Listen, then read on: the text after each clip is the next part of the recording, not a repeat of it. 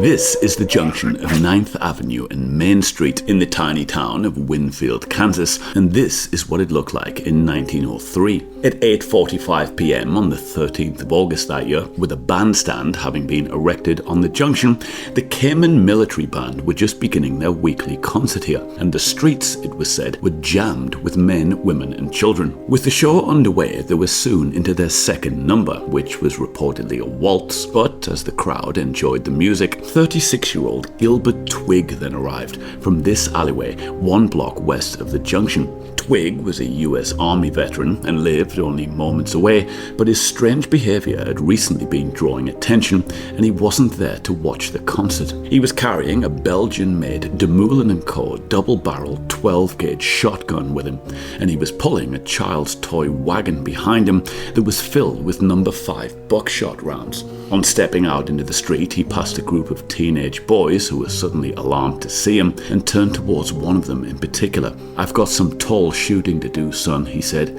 "You'd better run." He raised the gun to his shoulder, took aim at the bandstand and pulled the trigger. His first barrel missed, but the second hit drummer R.E. Oliver in his back and right arm and threw him to the ground.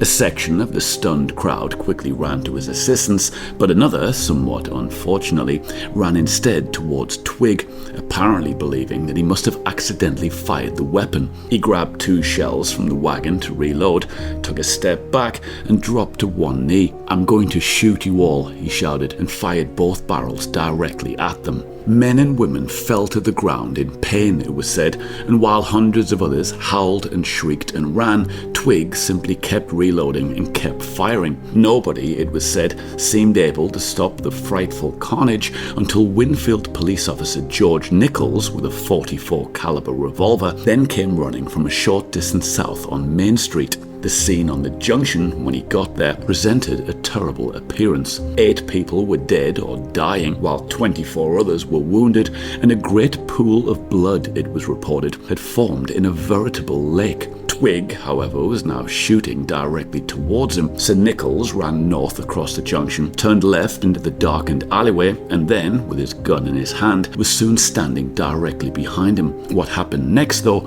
depends on where you read it. Some reports say that he shot him in the stomach, while others said that he shot him in the head, but whatever happened, Twigg then drew a handgun of his own, held it beneath his jaw, pulled the trigger, and killed himself. To this day, what took place on that junction is the worst shooting to ever take place in Kansas, and, incidentally, it was America's first ever active shooter incident. I'll see you back here next week for another Morbid Monday.